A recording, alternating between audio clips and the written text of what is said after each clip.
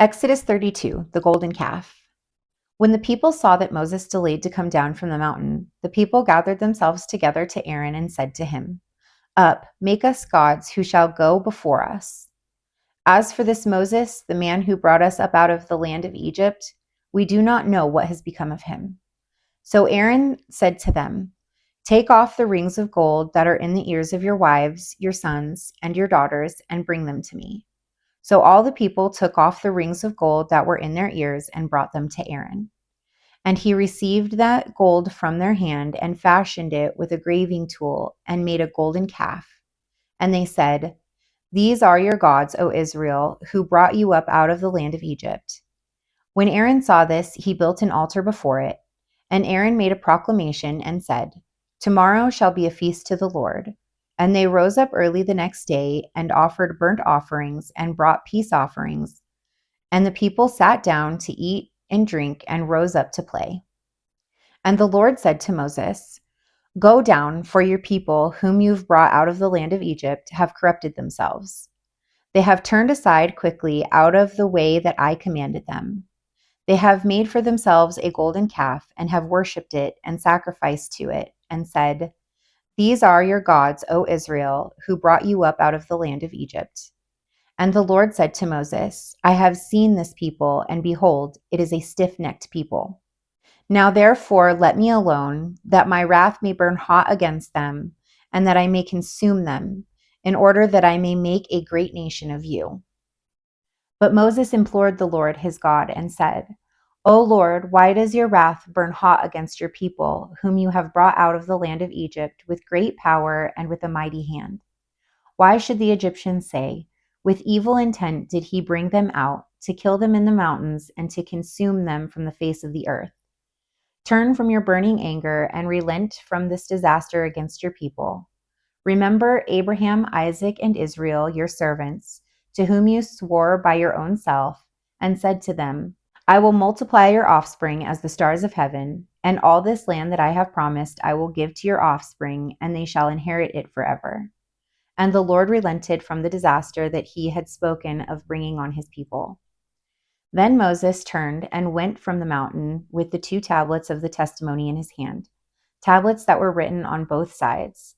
On the front and on the back they were written.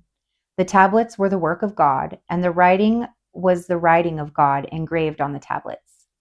When Joshua heard the noise of the people as they shouted, he said to Moses, "There is a noise of war in the camp." But he said, "It is not the sound of shouting for victory or the sound of the cry of defeat, but the sound of singing that I hear." And as soon as he came near the camp, he saw the calf and the dancing. Moses' anger burned hot, and he threw the tablets out of his hand and broke them at the foot of the mountain. He took the calf that they made and burned it with fire and ground it to powder and scattered it on the water and made the people of Israel drink it. And Moses said to Aaron, "What did this people do to you that you have brought such a great sin upon them?" And Aaron said, "Let not the anger of my Lord burn hot. You know the people, that they are set on evil. For they said to me, 'Make us gods who shall go before us.'